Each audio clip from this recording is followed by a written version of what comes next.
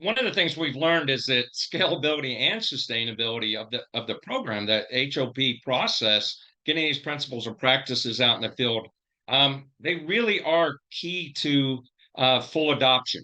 And that success has to include these two things. And how do you do them? And I'll tell you, having been the human performance manager at Idaho National Lab with over 5,500 people, diverse organizations, and trying to get this out there, these two things stood in my way and really hampered my ability to be successful in the way that I wanted to be.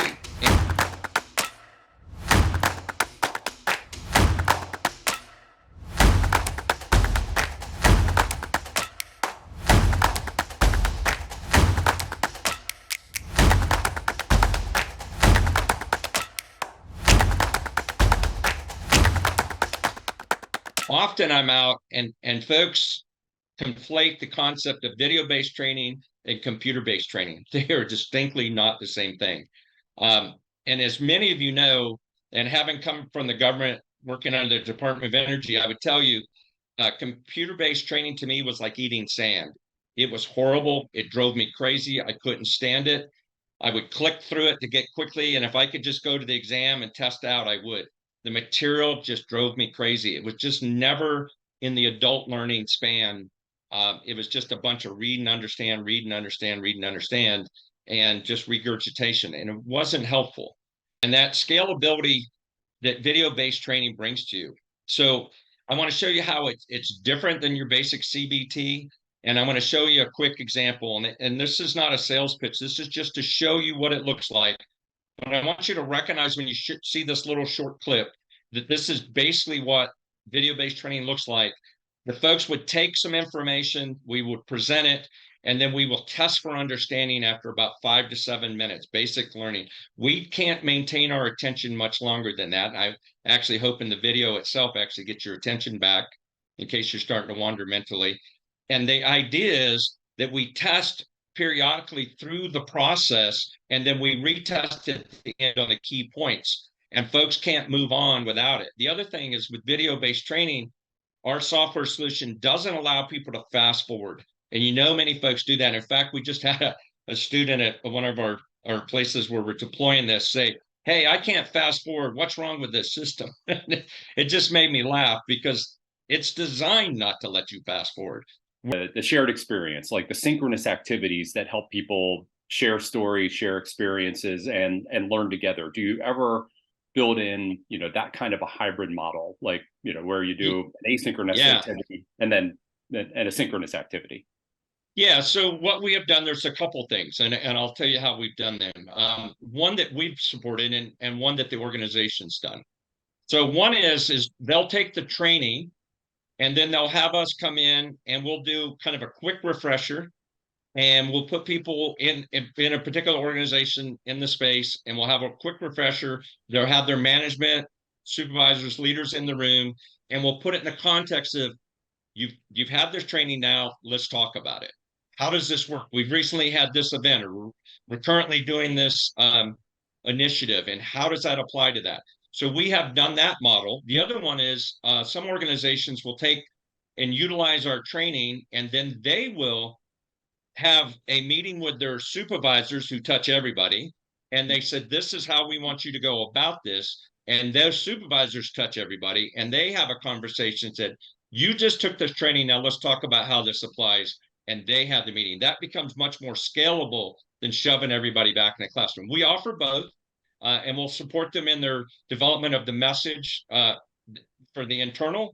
And if they want to do it themselves, that's fine as well. Obviously, we're very flexible that way. And we've done the other. Now, we've had success with both. I think both are alternatives. It just depends on the subject and the scalability. How large is the organization? What do they want to do? And how fast do they want to get it out?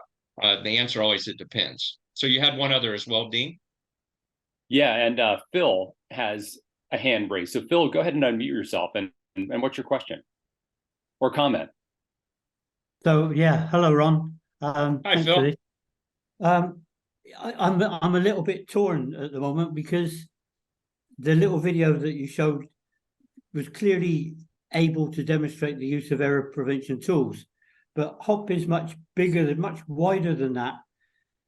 how do you use it to identify or to teach the principles of such things as the gap between work as imagined and work as done, or procedural use and worker variability, which are really very, very important parts of human and organizational performance?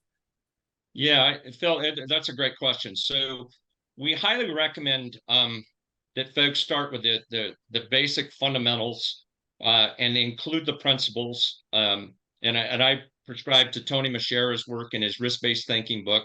I co-authored with Tony on Critical Steps. I hope you guys have read that book and get my pitch in. But I'm just teasing. But Phil, what we do is we say, hey, it's important we understand the principles of human performance before we develop going into the tools. But here's the thing that for us, quite often we'll come into an organization that said, hey, we've had human performance, we've been doing this for 10 years, 20 years even.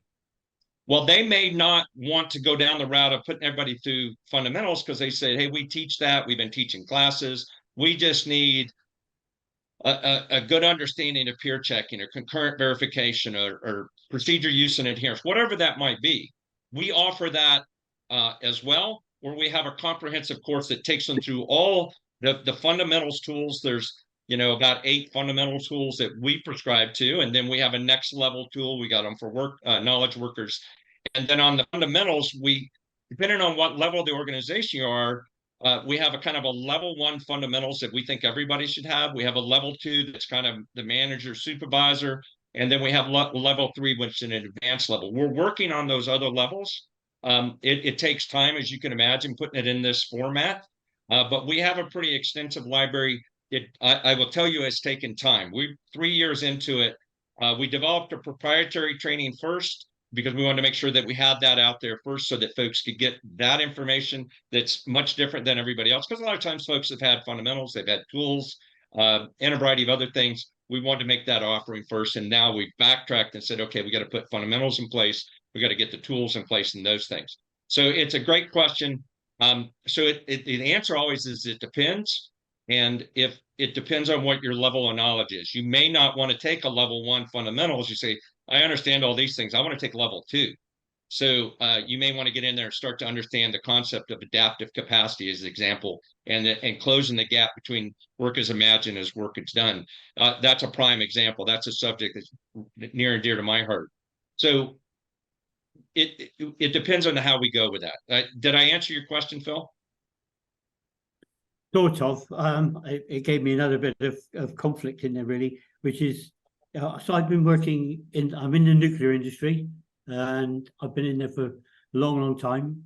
I've been working as an advisor for what was the human performance working group, industry working group, and it's now called the Human and Organizational Performance Working Group.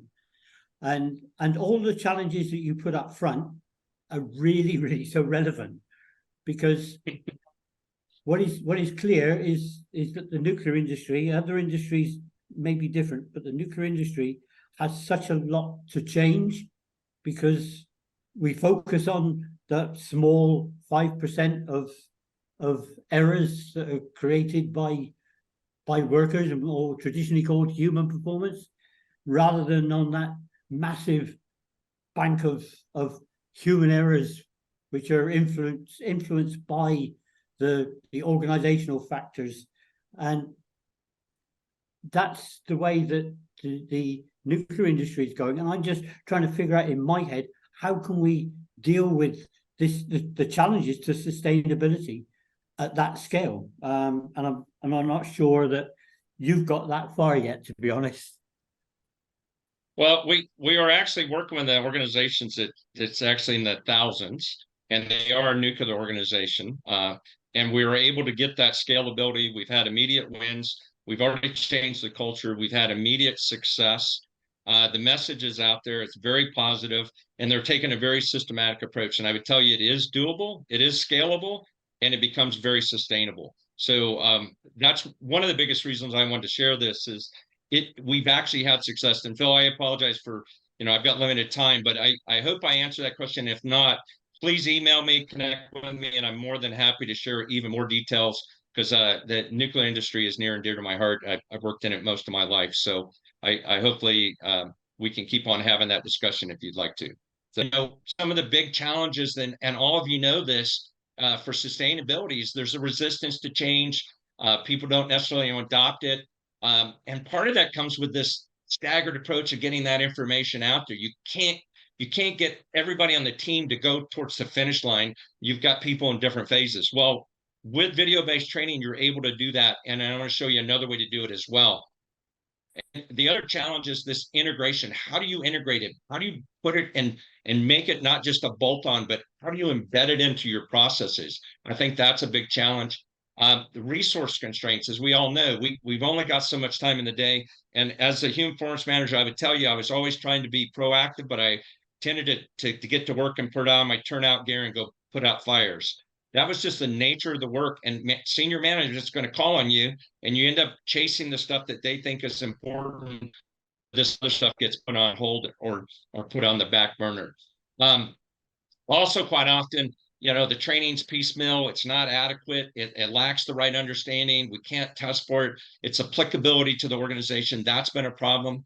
The other is the shifting priorities. You see it quite often. The winds shift in your organization, and they'll say, we need to focus on this. Well, when you put video-based training into place and you put them on a pattern, you can make sure that momentum is not lost. But if you're teaching classrooms and you got to stop the classroom training because that org's got to respond to something, or the instructor's got to respond to it, all those things get in your way. The other challenge that you get is what KPIs do you have? What are your performance indicators? And we've got some good solutions to this, but they affect your ability to have sustainability. Management wants to know what's changing. How is it changing? We'll talk about that. The others, there's this complacency, and it leads to a big decline in your HOP efforts. And that comes from the staggered approach or trying to get it out in a piecemeal way. The others, there's this cultural resistance, both micro and macro, that HOP doesn't apply to us. Well, it doesn't apply, and people start talking about it, and some people don't know it. But when you get everybody on the same page and understanding, you change the minds, change the way they think, you're going to change the way they act. And we'll talk about a first win and how that can help you. And the other part is this feedback loop. How do you know that the changes are occurring? How do you know continuous improvement's occurring? And it's impeded by this ability. So let's talk